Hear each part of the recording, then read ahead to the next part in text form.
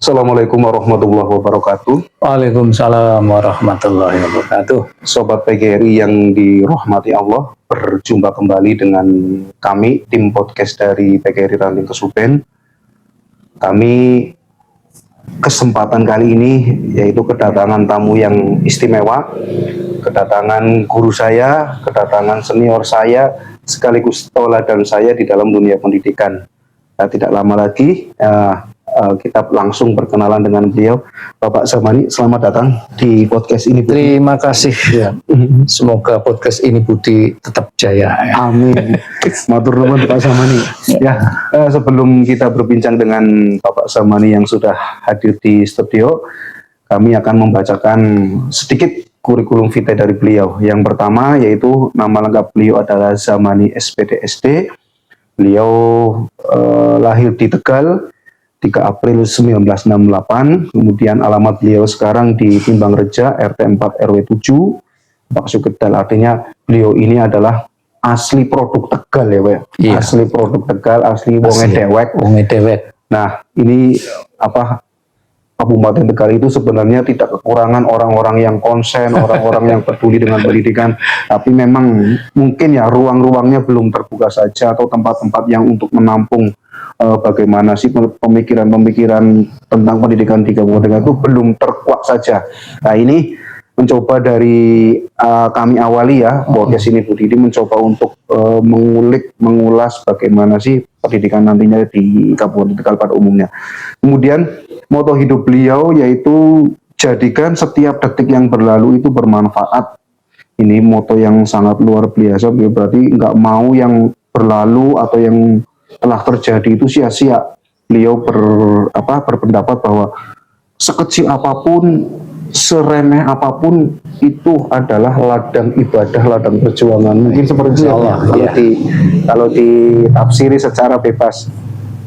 Kemudian moto selanjutnya yaitu inovasi tiada henti. Tentu ini juga bukan sekedar copy paste dari iklan Suzuki di motor ya, tapi ini adalah memang proses hidup beliau, yaitu bahwa hidup beliau, cara berpikir beliau adalah terus mengutamakan inovasi, terus berevolusi, malahan berevolusi mana yang terbaik untuk kehidupan beliau. Kemudian beliau sekarang menjabat sebagai Kepala Sekolah SD Negeri Balarati 01. Beliau juga pernah menjadi guru semea SMP yang konsen atau yang khusus di bidang komputer. Iya. Di bidang komputer. Baru saya hanya mengajarnya komputer dari semua SMP. Komputer tapi jatuhnya di SD ya Pak. Iya, itu berarti SD. Ya ibaratnya di kepala sudah penuh dengan ilmu dunia ya. Di kepala sudah penuh dengan bagaimana metode pembelajaran di tingkat yang lebih atas, kemudian diaplikasikan di SD. Tentunya beliau itu lebih kompeten ya. Tapi untungnya dulu walaupun dari komputer, karena basicnya dari SPG itu kan guru SD memang spesialnya. Spesialnya justru guru SD. Iya. Siap. Jadi makanya kuliahnya juga dapatnya SPD kan sarjana pendidikan khusus untuk guru SD. Berarti pas. Jadi meskipun pernah melompat ke semea dan SMP, kembali ke barak ya Pak. Kembali ke barak sebagai guru SD. Kemudian selanjutnya beliau menjabat di organisasi PGRI sebagai pengurus cabang, wakil sekretaris. Artinya dari latar belakang pendidikan, dari yang organisasi. Periode yang lalu itu wakil sekretaris, tapi kalau sekarang berarti di bidang penelitian ini. Oh, di bidang penelitian PGRI itu. PGRI ya, yang baru. Wah, penelitian berarti beliau sekarang mencoba untuk meriset. Ya, itu dapat tugas baru. Iya, sebagai riset ya. Baik, Mas Samani, langsung saja kita akan akan membahas tentang bahasa Latinnya itu siap. Quo Vadis pendidikan. Quo Vadis pendidikan, yaitu kalau diterjemahkan bahasa ini adalah kemana arah penduduk, kemana arah dari pendidikan kita. Kayak judul lagu ya. Ada ya judul lagu itu. Iya. Mau dibawa kemana? Iya, tepat pendidikan sekali. kita. Itu begitu ya. Nah, itu mungkin saya terinspirasi di lagu itu Pak sebenarnya. Quo Vadis. Iya, Quo Vadis pendidikan. Ya. Karena kita sebagai pendidik sebagai guru, adalah orang pertama yang langsung bersinggungan langsung dengan pendidikan, Pak. Karena guru adalah, ibarat kata adalah mata tombak untuk menancap di pendidikan itu adalah guru. Kalau gurunya tumpul, pendidikan bisa tidak jelas arahnya. Nah, ini bukan hanya guru, tapi kalau kita bicara pendidikan kan menyangkut seluruh, Pak, seperti lingkaran gitu, Pak, harus seluruhnya. Tapi memang lebih banyak pada tumpuannya ya pada guru. Tumpuannya pada guru, betul sekali, Pak. Tumpuannya pada guru. Pemirsa, dari kita yaitu ketahui ya, sebagai kita ketahui dunia semakin berubah, terus informasi sudah tidak terbendung sebegitu cepatnya. Kemudian pengetahuan menjadi sebuah etalase. Ya, sebuah etalase kayak pajangan saja kita melihat pengetahuan ini diambil, ditinggalkan begitu saja, Pak. Tanpa ada kesan, tanpa ada yang menginternalisasi, menghayati dari pengetahuan itu. Nah, menurut Bapak, menurut pandangan Bapak ini, sebenarnya arah pendidikan kita yang kita jalani selama ini itu memang sesuai dengan cita-cita para pendiri bangsa, ataukah memang melenceng, Pak? Ataukah memang kita ini semakin menjauh dari itu? Menurut Bapak bagaimana, Pak? Oke, terima kasih. Ke pemirsa yang budiman, ini kesempatan saya untuk berbincang-bincang kaitannya dengan masalah pendidikan melalui channel ini budinya PGRI ya. Iya, ini dulu. Ya. Quo-Vadis ya. Berarti kalau bicara Quo-Vadis itu asal kata ini dari Yunani. Dari Yunani. Mau dibawa kemana ya arah pendidikan kita. Iya. Kalau kita berbicara tentang arah pendidikan, sebetulnya pemerintah Indonesia itu dari awal kemerdekaan sudah memasukkan itu pertama pada pembukaan ya. Pembukaan undang-undang. Pada pembukaan salah satu tujuan adalah mencerdaskan kehidupan bangsa. Ya. Kemudian masuk juga di dalam Undang-Undang Sistem Pendidikan Nasional Indonesia nomor 20 ya tahun 2003. Tetapi kalau kita mau mencermati ya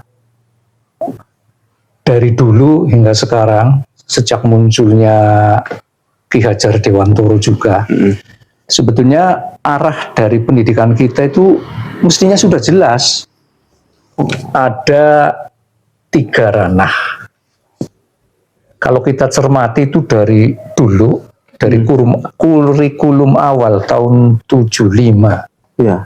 Kurikulum 82, kurikulum 94, CPSA, kurikulum 2004, kurikulum 2006,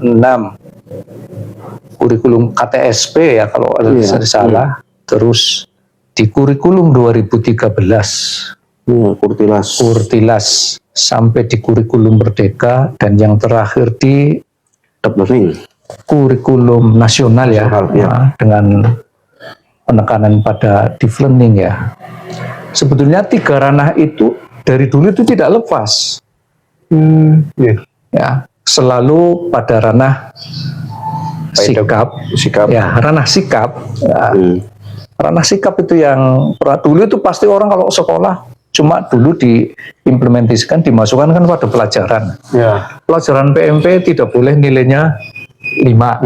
Pelajaran agama tidak boleh 5. Karena itu kaitannya dengan penanaman sikap. Kemudian yang kedua, masih pada penanaman sikap ya. Kemudian muncul di dalam kurikulum itu dimasukkan, dalam kurikulum harus masuk 14 sikap. Kemudian di kurikulum berikutnya 18 sikap ya. Dan ketika memasuki kurikulum 2013 itu semakin jelas dengan adanya KI 1, KI 2, KI 3, KI 4. Mungkin kita masih mengingat KI 1 itu kaitannya dengan sikap spiritual. Karena sikap dibagi 2, ada sikap spiritual, kemudian yang kedua sikap sosial, yang ketiganya baru pengetahuan, dan keempatnya keterampilan.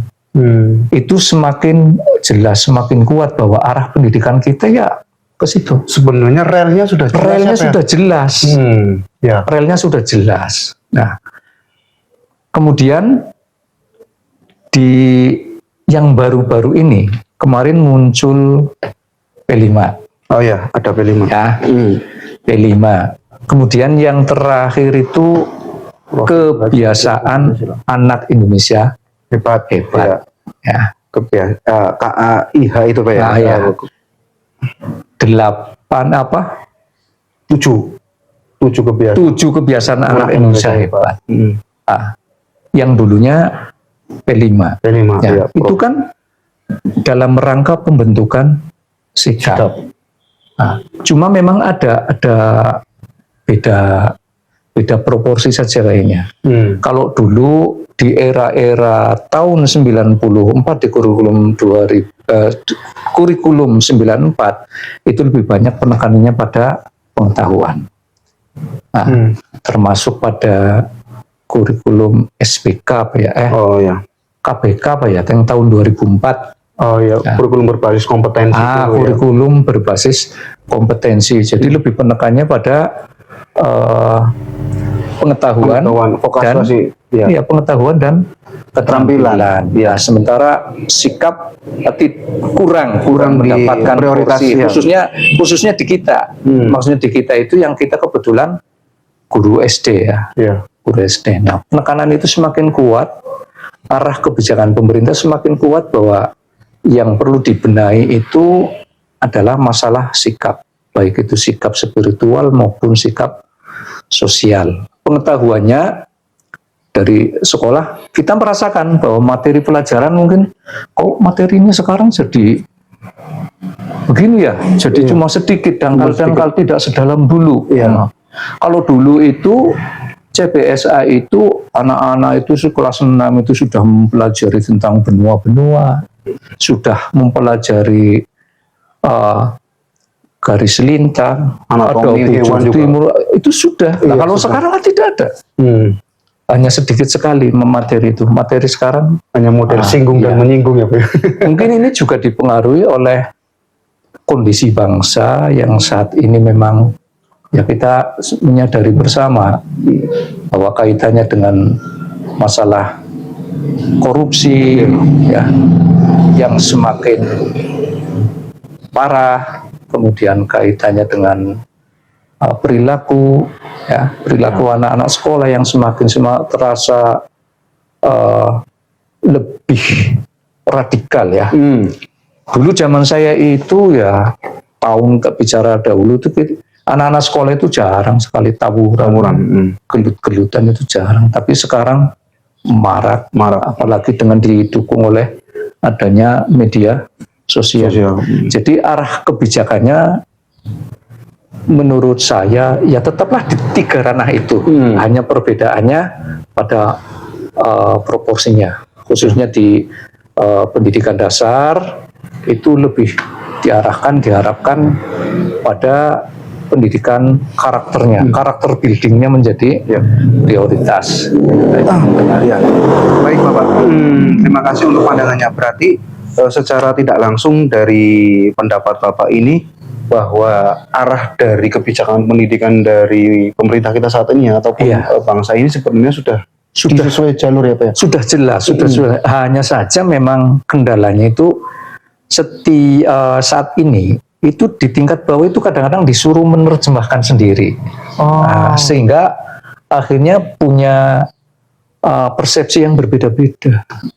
Jadi kendalanya itu di penafsiran daripada kebijakan yang diberikan oleh pemerintah ya Pak? Iya, pemerintah dari pusat begini, diharapkan sampai bawah ya sama, gitu, sesuai dengan yang di pusatnya. Ya, dan harapannya itu di bawah itu jangan terlalu banyak kepentingan, tapi memang sesuai dengan rel yang dari pusat.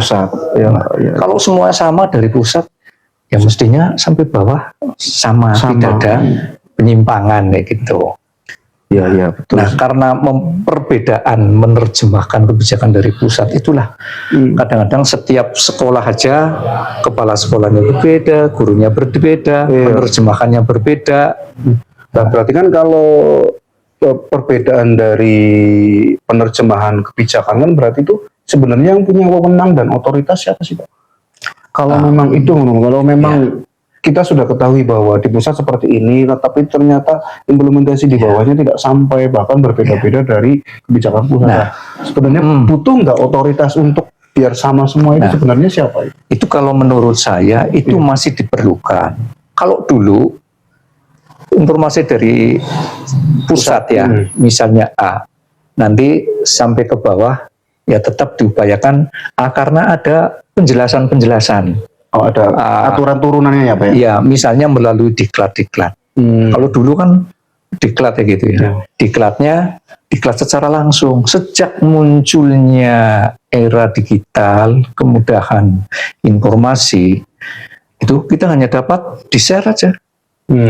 Ya, katakanlah misalnya kita dapat CP dari pusat, sekarang cuma di-share, disuruh menerjemahkan sendiri, kan ya gitu. Nah, dengan bahasa merdeka, kan kayak gitu ya.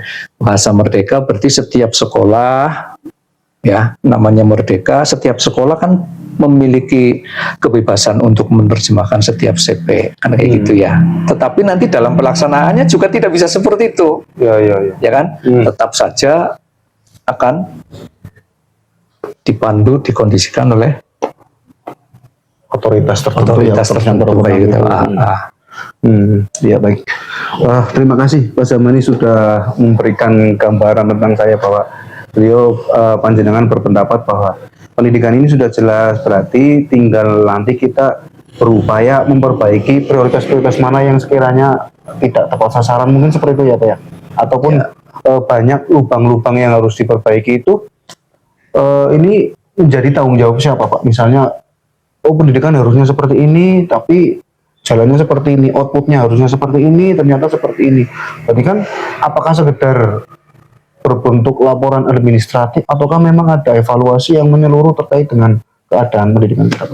Nah, kita dalam hal ini, kita kan kalau dulu itu kan selalu ada peran dari dinas ya. Peran dinas itu dulu kuat ya, termasuk dalam mengevaluasi. Nah, kalau sekarang dengan munculnya medsos, fasilitas internet, sekarang penilaiannya kan langsung dilakukan oleh pusat, baik itu kemarin-kemarin melalui ANBK, sekarang melalui TKA. Ini juga menurut saya sesuatu yang bagus, ya. Setidaknya akan mengurangi bentuk-bentuk yang selama ini diindikasikan ada kecurangan. Tapi dengan cara seperti ini, mudah-mudahan itu akan mendapatkan hasil yang lebih objektif, lebih nyata, dan bisa dijadikan rujukan kita. Seperti ini loh kondisi yang sebenarnya, gitu. Nah, sebenarnya itu perlu perlu di-share sebagai bentuk rujukan. Itu kan sebenarnya enak apa ya? Harusnya ya Pak, misalnya hasil TKA ini menjadi rujukan bahwa kemampuan siswa itu sudah pada level ini, berarti kan kita sebagai untuk refleksi, setiap sekolah kayak gitu. Itu banyak pertentangan ya kaitannya dengan itu, dengan nilai. Dulu nilai tidak boleh dipublikasikan, hanya untuk sendiri. Sebetulnya plus minus kalau dipublikasikan itu bisa sebagai motivasi. Oh, sekolah saya berada di posisi sekian, ya. Misalnya lah di Lebak Siu, ada 34 sekolah. Apabila nilai TKA misalnya dipublikasikan satu kecamatan, itu setidaknya bisa untuk menilai diri, evaluasi diri. Oh, sekolah saya segini, masih berada di posisi ini, seperti itu. Itu bisa menjadi refleksi setiap sekolah, ya setiap gugus, ya setiap kecamatan. Di kecamatan kan ada pembina teknis, pengawas, sehingga tahu daerah binaan saya itu baru berada pada posisi sekian. Nah, sehingga ada upaya untuk Memperbaiki nantinya. memperbaiki, untuk meningkatkan. Meningkatkan. Yes. Sebab kalau hasilnya objektif, hasilnya memang real, sebenarnya itulah yang bisa kita lakukan untuk perbaikan. Siap.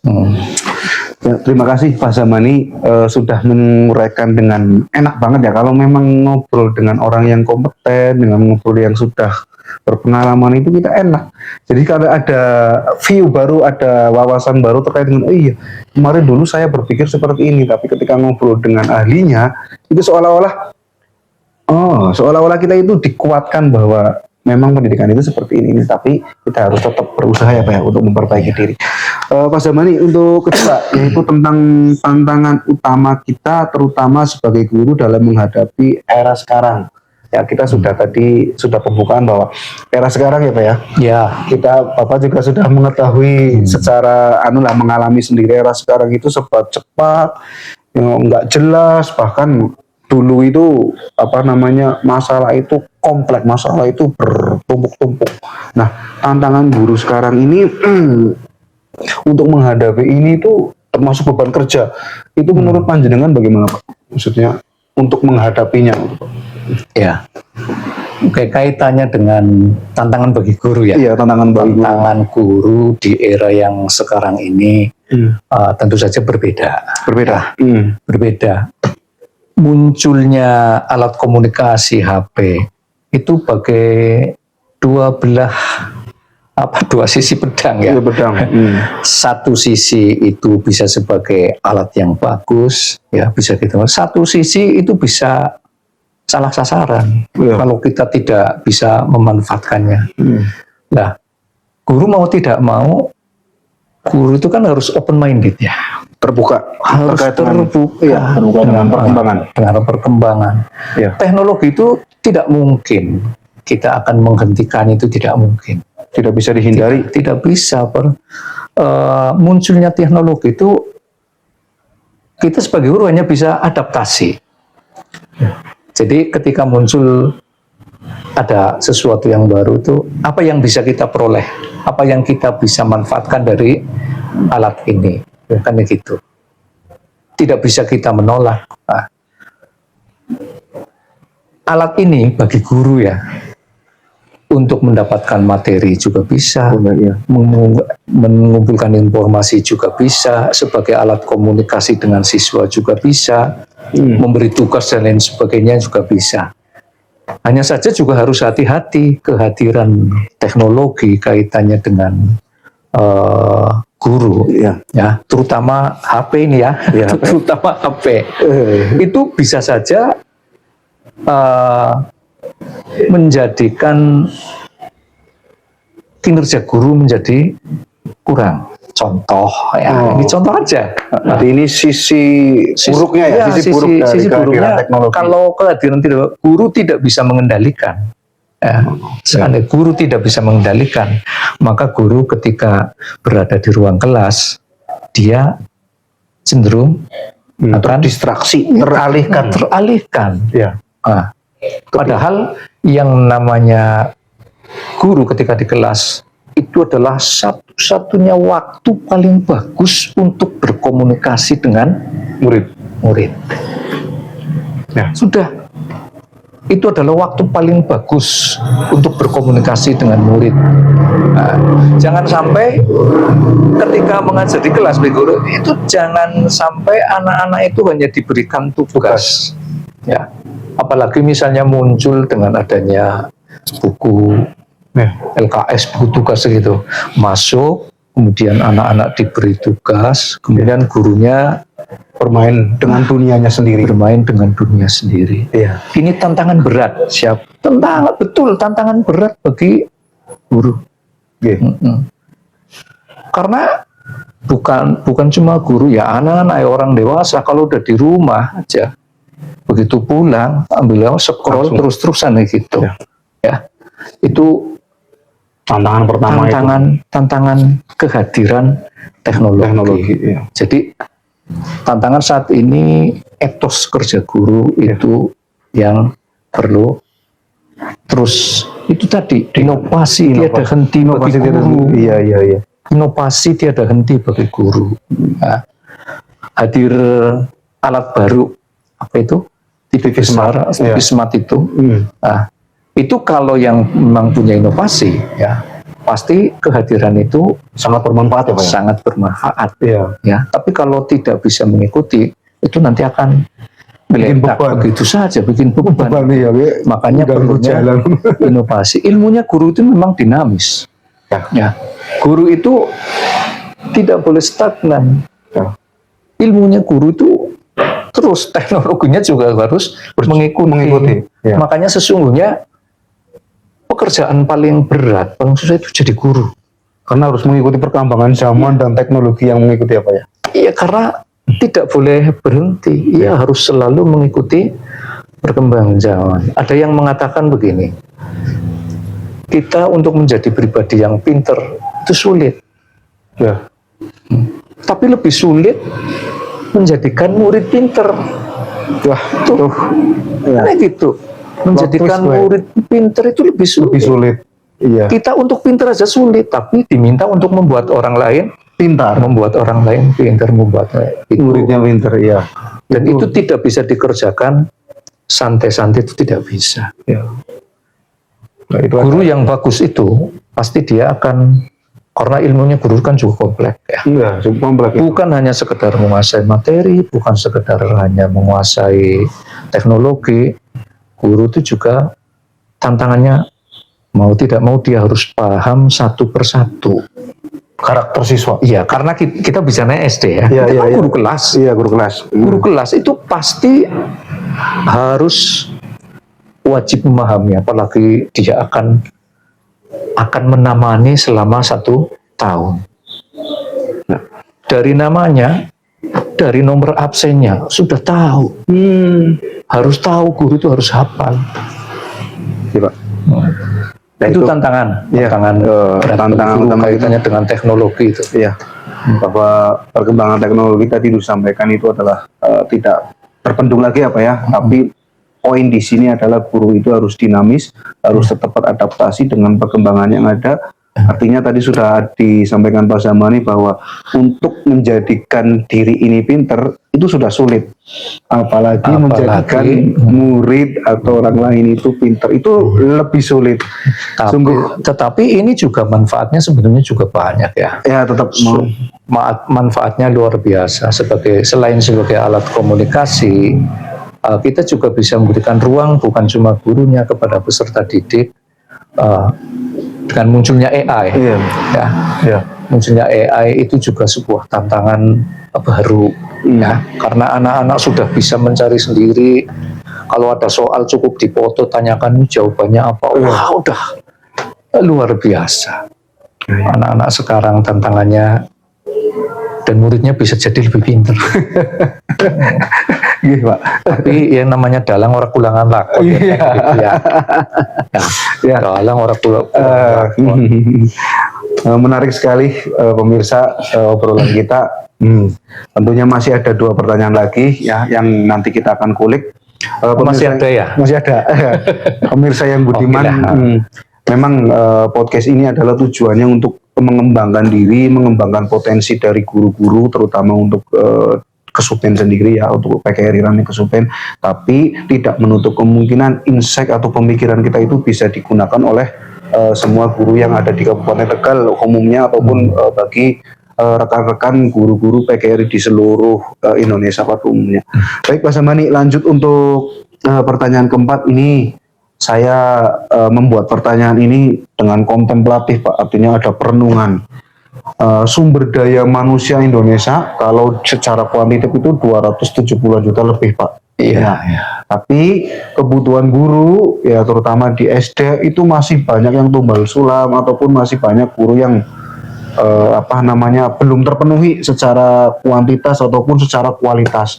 Nah, menurut Bapak sebenarnya apakah ada kekeliruan terhadap penanganan tata kelola guru, ataukah memang dari sekolah sendiri itu kayak menjaga diri, kayak ada sebuah apa namanya ya, pembatas untuk guru-guru itu nanti tergantung dari dinas mau ngasihnya bagaimana. Apa memang ada hal lain yang memang menjadikan kendala bahwa guru memang seperti ini terus keadaannya Pak? Apa bagaimana Pak?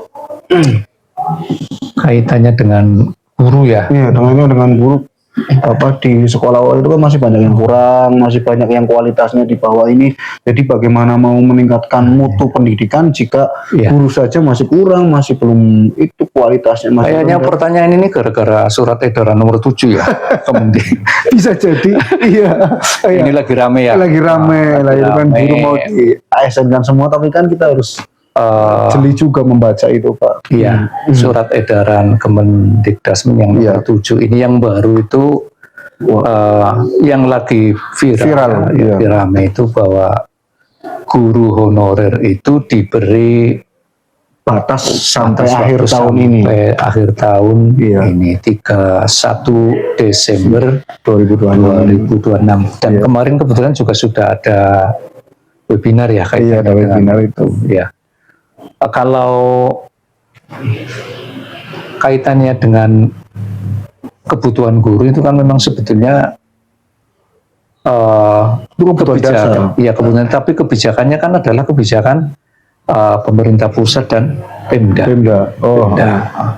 Dulu kan kita untuk kebutuhan guru itu langsung yang menghandle pusat, Pusat, ya. ya, Kalau karena sekarang kan CPNS. adanya otonomi daerah, makanya kan yang menangani Daerah menjadi juga ikut daerah. berperan. Daerah berperan. Hmm. Yang terakhir ini kemarin yang lagi ramai itu kan yang paruh waktu. Ya itu Ya. juga masih sampai sekarang masih polemik Pak. Iya Kayak masih polemik ya, masih dengan polemik. penggajian dan honornya itu. Ya sudah dapat SK, sudah dilantik sebagai ASN paruh P3 paruh Iya, waktu-waktu, tetapi gajinya juga masih belum jelas. belum Makanya, jelas atau belum layak lah sekarang. kemarin kalau saya tidak keliru, masalah gaji paruh waktu itu kan diserahkan pada Pemerintah daerah. pemerintah daerah. Iya. Nah, ini juga menjadi beban bagi pemerintah daerah. Betul Kayaknya sekali. baik itu bupati, wali kota, gubernur, ya, Iya. kayaknya keberatan kalau kalau harus menanggung gaji sejumlah itu. Tapi sesungguhnya kalau bicara masalah kebutuhan, Iya. kan data kita walaupun namanya pegawai daerah, tapi kan data kita sebagai guru ASN itu kan sudah ada di pusat. Ya, semua baik itu P3K maupun yang PNS. Ya. Ini sih baru perkiraan ya, Iya, artinya baru asumsi. Baru asumsi kita. Karena memang Mudah-mudahan mekanismenya kan dilaporkan Pak. iya, Ada. mudah-mudahan tidak keliru. Nah, walaupun cuma asumsi ya, ini mohon maaf barangkali nanti yang mendengarkan ini asumsinya di pusat itu pasti sudah ada datanya. Iya, Ada base datanya ada. data guru dan kepala sekolah, ya, semua yang berada di Kementerian Pendidikan Nasional itu pasti sudah terdata di sana bahwa di provinsi ini ada gurunya sekian. Nah, kemudian setiap bulannya juga pasti sudah tahu ya Iya. bahwa bulan ini nanti yang pensiun sekian. Iya. Orang tuh pasti sudah tahu. Ada Ya. ada Iya, data base-nya ada. Iya. Iya. Nah kalau kita yang PGRI itu tahunya dari derap toh. Nah, di derap itu kan di bagian akhir itu selalu muncul ya. Iya, selalu muncul. Selalu ada muncul, nama-nama ya. pengurus dan sebagainya. Nama-nama orang-orang yang pensiun di bulan itu. Jadi Iya. kita ya setidaknya tahu. Dan kalau kita amati itu setidaknya antara 200 sampai 250 kayaknya hampir tiap tahun itu Kabupaten Tegal itu pensiun. Lumayan besar ya Pak. Iya. Kalau dilihat Iya. dari jumlah itu kan. Iya, artinya kalau 250 pensiun berarti kan akan terjadi Kekosongan dan kekurangan ya. Dan baik pemerintah daerah dan maupun pemerintah pasti tahu. Harusnya tahu atau Iya. memang menutup mata mungkin. Wallahu alam itu Ya ya. Allah, iya. Pasti tahu maksudnya bahwa tahun ini akan pensiun misalnya 200 orang. Nah, untuk memenuhi kekosongan kan harapan kita yang rekrutmen. itu berarti pemerintah sudah menyiapkan untuk yang menggantikan Harusnya seperti itu rekrutmennya. idealnya ya Pak. Iya, melalui entah itu P3K, atau CPNS. Betul. Sehingga itu tidak ada lagi guru honorer. Ini harapannya memang kayak gitu. Iya. Jadi di sekolah-sekolah itu kenapa kita ada guru honorer, karena ada kelas kosong. Itu, dan itu semua mengalami. Nah, kalau misalnya sekolah tiba-tiba ada yang pensiun, ya satu kelas masa tidak ada yang ngajar. Iya. Nah, kalau tidak ada yang ngajar, satu guru suruh ngalami 2 kelas ya tidak mungkin. Tidak mungkin. Kan padahal kita tujuannya katanya pendidikan bermutu. Iya. Pendidikan bermutu, satu guru menangani 2 kelas itu tidak bisa. Apalagi rombelnya yang gemuk-gemuk, satu kelas sampai 40. Iya. Kayak SD jenengan ya. Satu rombel sampai 50. Kalau gurunya cuma satu, apa yang bisa diharapkan dari satu guru handle 50 anak? Tidak mungkin untuk memberikan layanan yang Sama kepada semua murid. Makanya idealnya itu ya sesuai dengan dari pusat itu kan satu kelas satu rombel 28 satu guru. Harapannya itu kayak gitu, begitu ada guru yang pensiun ya ada yang Menggantikan. ada guru yang jadi kepala sekolah ya berarti nanti ada guru lagi. Harapannya kami kalau di bawah sebagai pelaksana pendidikan di sekolah ini seperti itu. Kita juga tidak usah pusing-pusing nyari guru, Iya. nyari tenaga honorer itu. Justru kami kadang-kadang kesulitan kalau misalnya di sini ada yang pensiun, yang daftar ada 5. Iya, betul Pak. Sebenarnya tenaga pendidikan itu ya banyak ya. Lulusannya setiap tahun juga. Setiap tahun banyak. Kadang-kadang, ini mohon maaf, gurunya pensiunnya tahun depan, itu sudah ada yang dedeki, sudah ada yang kirim.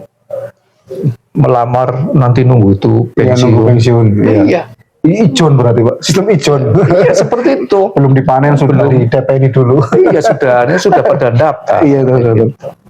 Ya itu kaitan dengan tata kelola guru, tata kelola guru yang lain itu sebetulnya banyak ya permasalahan guru. Ini terlalu waktunya terlalu mepet kalau ada hanya. Nanti ada sesi selanjutnya Pak, pertemuan khusus dengan jenengan. Ya termasuk distribusi guru ya, peran guru. Belum lagi sekolah-sekolah komplek yang mestinya itu sebetulnya bisa untuk mengurangi ketersediaan guru, artinya supaya lebih merata. Karena berita yang saya lihat kemarin dari pusat itu sudah mengatakan bahwa jumlah guru sebetulnya cukup baik gitu. Artinya kalau jumlah guru itu sudah cukup, nah, berarti tinggal mengatasi yang pensiun saja. Siapa ada yang pensiun, berarti harus ada yang menggantikan. Siap. Semakin menarik sebenarnya ya. Kita sebenarnya harus ada sesi kedua ya Pak ya. Nanti jumpa lagi dengan bisa bahasa manis sebagai materi lagi, karena beliau memang enak banget penjelasannya loh. Jadi bisa kupas tuntasnya itu ada memang dari permasalahan-permasalahan yang kita hadapi saat ini. Baik, terakhir Pak, untuk pertanyaan terakhir untuk pertemuan kali ini, yaitu berikan kiat-kiat Pak, kiat-kiat atau saran-saran untuk menjadi guru yang berintegritas itu menurut Bapak kiatnya seperti apa Pak? Menjadi guru yang berintegritas berarti yang tanggung jawab penuh, pokoknya mau berkembang, mau dinamis ilmu lagi. Ya, itu kan kaitannya dengan masalah sikap ya. Sikap. Itu kan dengan masalah sikap. Sikap ini memang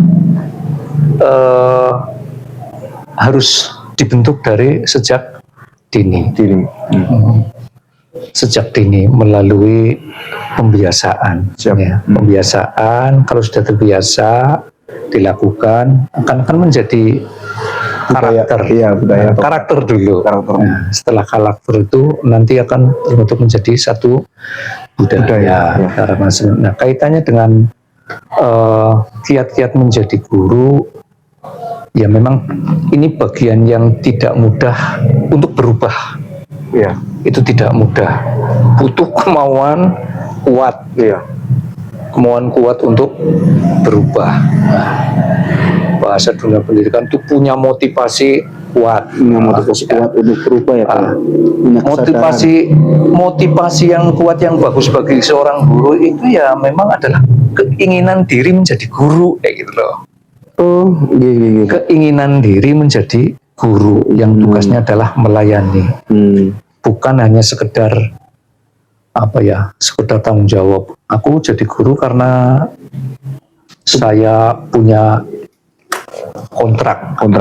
Bukan sekedar itu. Kalau dulu anak-anak zaman saya sekolah SPD itu berarti yang namanya jadi guru itu panggilan. Panggilan jiwa untuk membimbing, untuk membina anak-anak. Dan harus mencintai anak-anak. Menumbuhkan rasa cinta itu kan tidak mudah. Lama, makanya menjadi guru itu kalau misalnya serta-merta itu tidak bisa, karena menjadi guru kan juga banyak yang memang panggilan, ada yang memang terpaksa. Ini yang akhir-akhir ini kan banyak muncul seperti itu dulu. Guru yang terpaksa karena ada pekerjaan lain misalnya. Itu nyatanya juga itu akan seandainya menjadi guru kurang mencintai. Walaupun bisa berubah, tapi harus cukup waktu yang lama. Mencintai peserta didik. Kalau guru sudah mencintai peserta didik, dia itu pasti satu suka dengan siswa. Nah, kesukaan kepada siswa ini juga biasanya nanti akan terjadi guru itu kehadirannya juga akan lebih awal. Lebih suka menunggui anak daripada meninggalkan anak. Itu siap. Termasuk ketika di kelas dia lebih suka berinteraksi dengan siswanya. Tidak akan membiarkan siswanya mengerjakan tugas sendiri. Kalaupun ada tugas baru, dia itu pasti akan keliling. Satu berkelompok atau satu persatu akan dicek. Itu baru menjadi guru yang berintegritas. Kalau tidak, ya nanti hanya sekedar menggugurkan kewajiban, datang ke sekolah, masuk ke kelas, setelah itu ditinggal pergi. Akan terjadinya seperti itu. Saya sih hanya berharap mudah-mudahan bagi teman-teman yang masih kurang mencintai profesi guru, terutama apalagi yang sudah kontrak kontrak, harusnya bisa semakin meningkatkan diri untuk lebih mencintai profesinya, mencintai profesi sebagai guru, mencintai anak-anak, mencintai pekerjaannya. Kemudian beberapa cara sebetulnya bisa juga bisa membandingkan. Kita itu jadi guru sebenarnya sudah enak loh. Maksud saya begini loh, kalau kita bandingkan dengan profesi lain, misalnya tetangga kanan kiri kita yang masih bekerja di pabrik, bekerja di PT-PT, supaya ini sekedar ini Pak, saya melihat mereka para pekerja itu, saya kalau berangkat itu di jalanan itu banyak sekali, orang naik motor itu karena pada mau bekerja di swasta. Coba bekerja di swasta, berangkat jam 7 itu harus sudah mulai.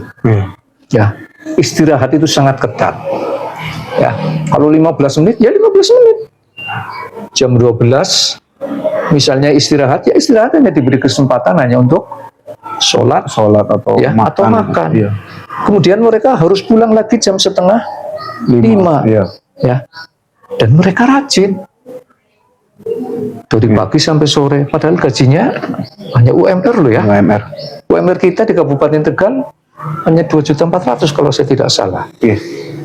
Tetapi kita yang sudah bekerja di pemerintah, kontrak dengan pemerintah, gaji misalnya yang P3K sudah di atas dari 3 juta, itu saja masih dapat tunjangan profesi. Bahasanya di Al-Quran, nikmat mana lagi yang hendak didustakan. Kan seperti itu.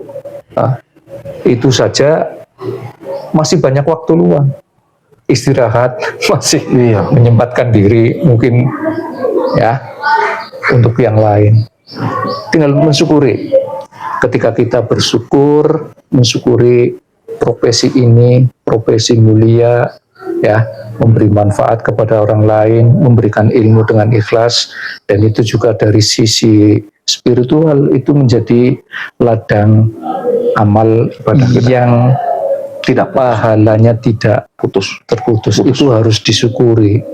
Makanya dari cara-cara berkedua mudah-mudahan bisa semakin mencintai profesi ini. Ya, mereka sebab kalau tadi saya sampaikan bandingkan dengan teman-teman kita yang di pabrik tiap hari pergi pagi pulang sore, pergi pagi pulang sore, belum lagi kena shift. Nah, kita masih punya banyak waktu luang. Siap. Makanya itulah syukuri, nikmati, cintai, menjadi seorang guru yang berintegritas. Ya. Baik Mas Zamani, akhirnya di akhir waktu ya. Terima kasih sekali sudah hadir di podcast kami. Sama-sama. Sangat bermanfaat sekali untuk saya pribadi. Mudah-mudahan obrolan kita juga bisa memberikan wawasan baru terhadap guru-guru di seluruh Indonesia umumnya, dan terkhusus untuk guru-guru Kesuben ya, semangat untuk terus menjadi guru yang mencintai profesinya, ya, guru yang terus meningkatkan kualitasnya dan kompetensinya, etos kerjanya, dan yang terakhir mungkin guru yang tahu akan tanggung jawabnya sebagai guru ya Pak ya, mungkin itu. Baik pemirsa yang dirahmati Allah, akhirnya kita di penghujung acara ya. Terima kasih kepada Pak Zamani sekali lagi. Mudah-mudahan kita semua bisa meningkatkan kualitas kita. Jangan lupa share, like, and subscribe channel kita PGRI Pamit Kesuben. Oke, Sini Budi semakin jaya. Terima kasih Pak Zamani. Sama-sama. Ya.